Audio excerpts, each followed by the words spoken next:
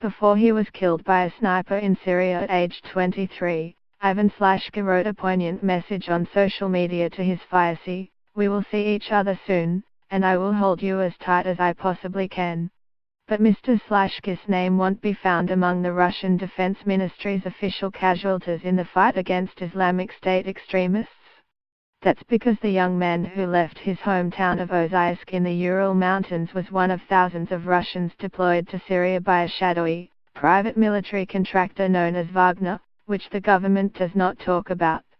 Mr. Slashka's gravestone depicts him holding a machine gun, according to a local news website Zatcom that sent a reporter to his March 2 funeral in Ozaysk, where friends said he joined Wagner to earn money to pay for his wedding.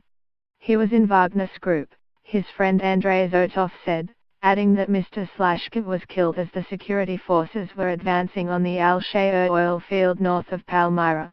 "There are many good guys there." He volunteered to join the company.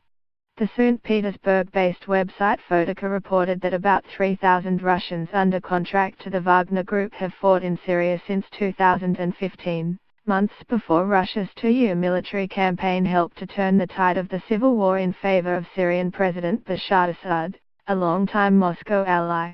When Vladimir Putin went to a Russian airbase in Syria on Monday and told Russian troops that you were coming back home with victory, he did not mention the private contractors. Russian troops are expected to remain in Syria for years while the contractors are likely to stay to guard lucrative oil and gas fields under a contract between the Syrian government and another Russian company allegedly linked to a businessman known as Putin's chef for his close ties to the Kremlin. Proxy fighters such as Mr. Slashka have played a key role in Syria.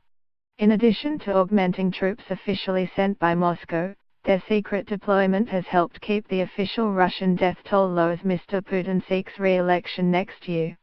The Russian Defense Ministry has said 41 of its troops have died in Syria. But according to Fotica, another 73 private contractors have been killed there. The Kremlin and the Defense Ministry have stonewalled questions about Russians fighting in Syria in a private capacity. Private contractors have been used by countries such as the United States in Iraq and Afghanistan for years. Russian law forbids the hiring of mercenaries or working as one.